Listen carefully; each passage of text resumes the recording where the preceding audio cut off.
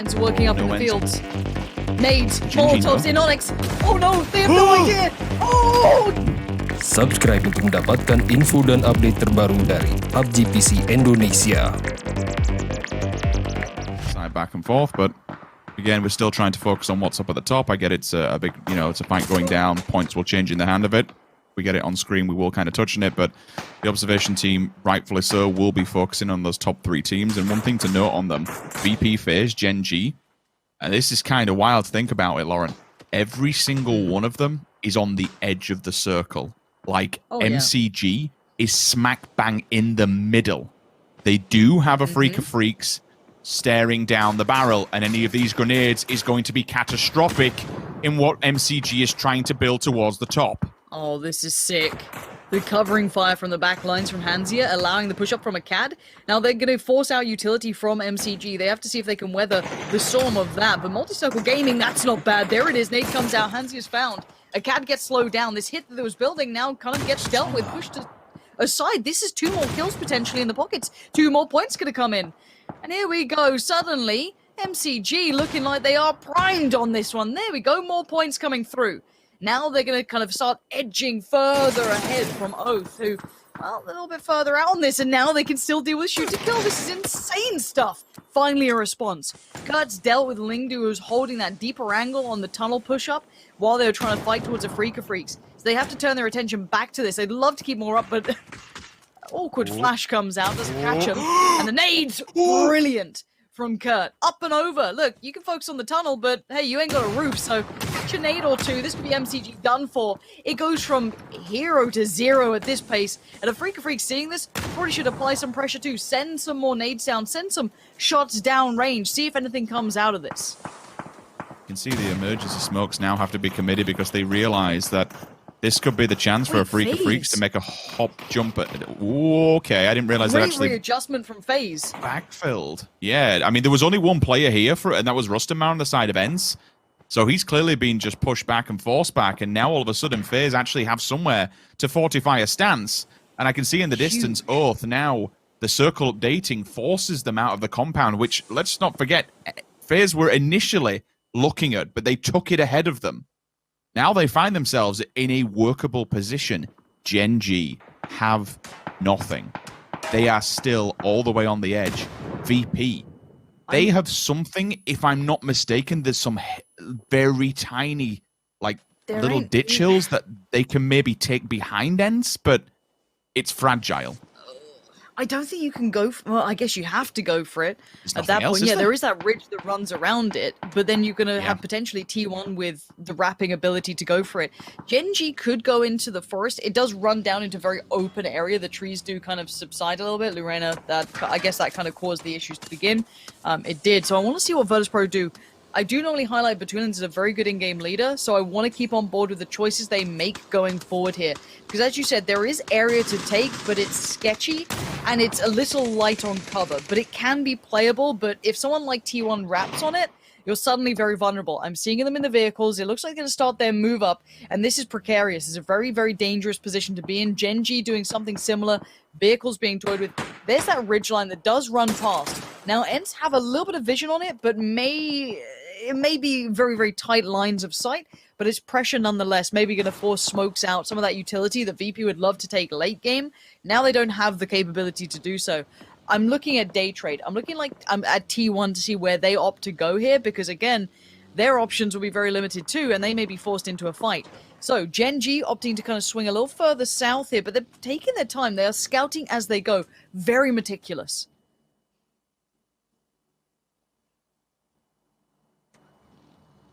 It's a sketchy push for both GenG and VP. Na'Vi are close. I mean, VP's managed to get 2 in at least, so it's something. It's a rock, and I think the little hills that I'm thinking about might be behind T1's compound.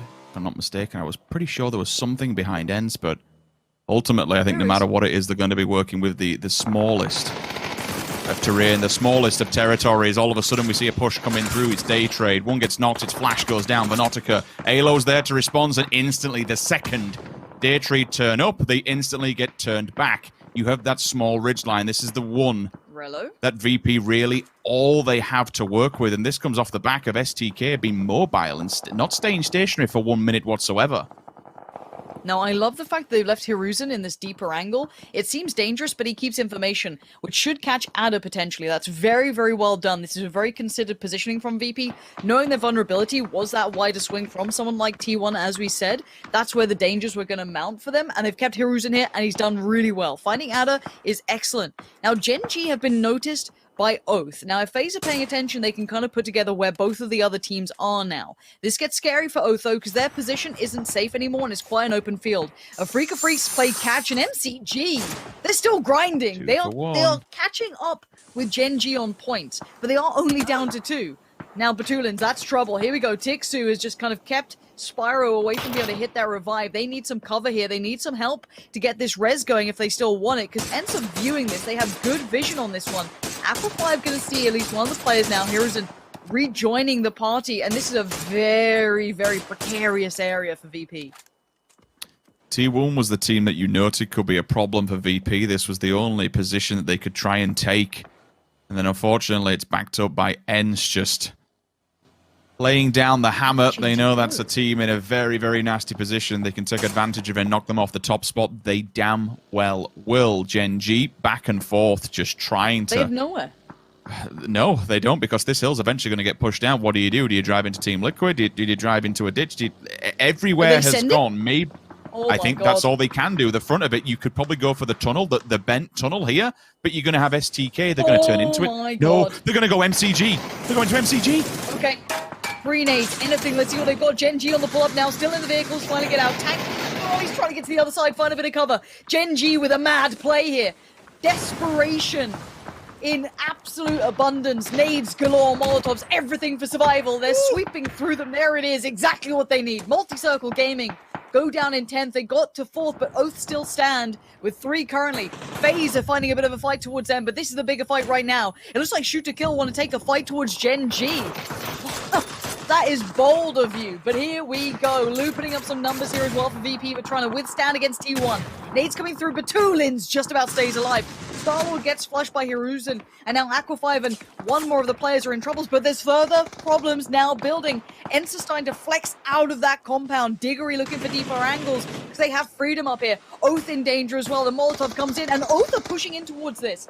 Oath want to get involved in the Shoot to Kill GenG battle, but they're on the wrong side of it. Kurtz just managed to find pack caps, and GenG are alive, but for how long? This is absolute madness. Angshay has just found Hiruzen and flushed him. Batulins is in trouble. VP are looking like they are now falling by the wayside. This is not what you wanted if you're a VP fan. ENCE are now crushing down on them as well. They are making the push. Rustamar is out and about. He's going to start building up towards them. A nade, a bit of damage. Lou is all alone. This could be VP done for. This could open up everything. It's all on one. Lou, what can you do here? Can you stay alive, or is this the last stand for you? It's the last stand. It's game on now. Faze, GenG on the hunt, and it is viable. Only a 6-kill buffer. VP will fall. GenG have got problems of their own, though. STK continue the push. Underneath the cover of smoke, they have arrived. Through the ditches, they are here in abundance. All the utility has been committed to the cause, and that's the question. Has the call been made? Look, we don't have the lethal utility. We don't have the capabilities to take down this roster.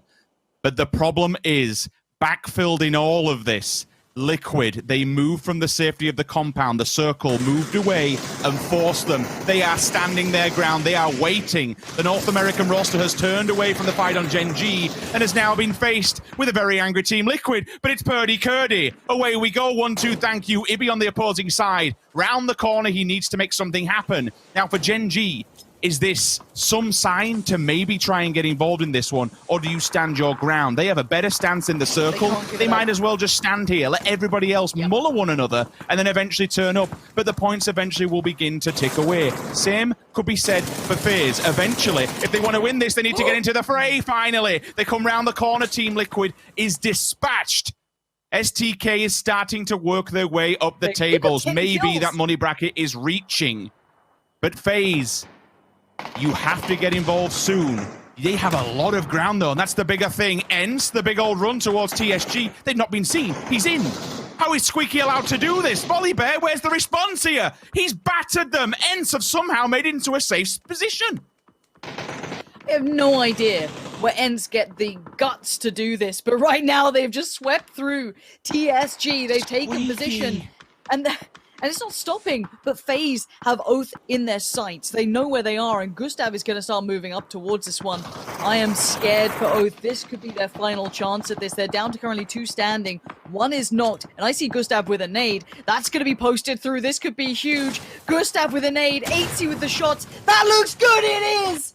Faze take down Oath, maintain position, garner some kills, and get some points to just push further forward now. We have 4 teams alive, and they are masters at their craft. GenG still stand with 4, but only 1 kill. Faze with 4, but 2 kills. And then we go down to ENCE, who've been ferocious, and Shoot to Kill, who've garnered 11 kills in this game.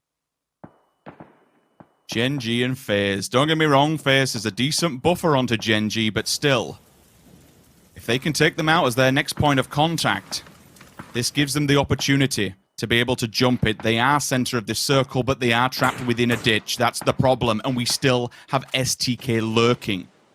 Will they ruin it for GenG? Will they take the fight to them? Faze and GenG, the only 2. Everybody else has to go towards them. Can you believe it? The top 2 teams fighting it out for $100,000.